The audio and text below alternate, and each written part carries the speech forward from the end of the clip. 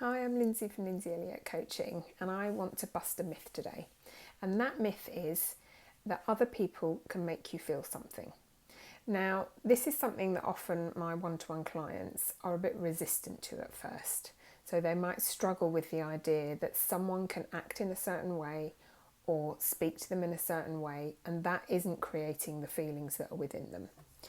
But what we explore together is that, so say we've got me here and a person in my life here.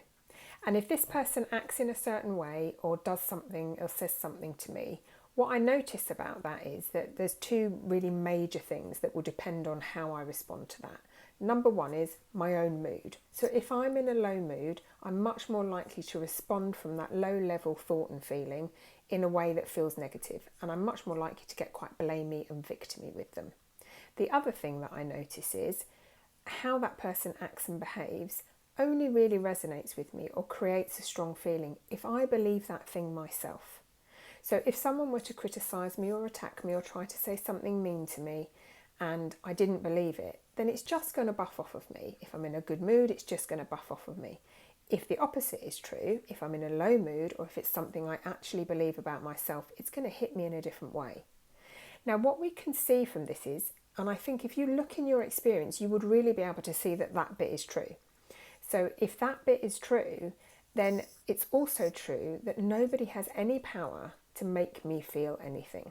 So if someone was literally screaming in my face something that I knew wasn't true about me, they could scream it until they were blue in the face. Now, I may not enjoy that experience, but because I don't believe it, I'm not going to feel it in the same way. So this person cannot make me feel something that isn't within my own experience, that isn't coming from my own thought and feeling.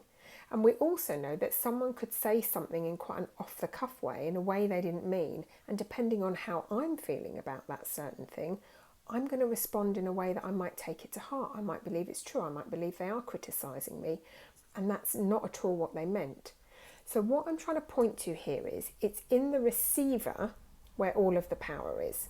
Now, that doesn't mean that we don't set boundaries. That doesn't mean that we put up with abusive behaviour. It doesn't mean that we don't stand up for ourselves. We can absolutely do all of that whilst 100% knowing that any thought and feeling, any response that I'm having is coming from my own system. It's not coming from that other person.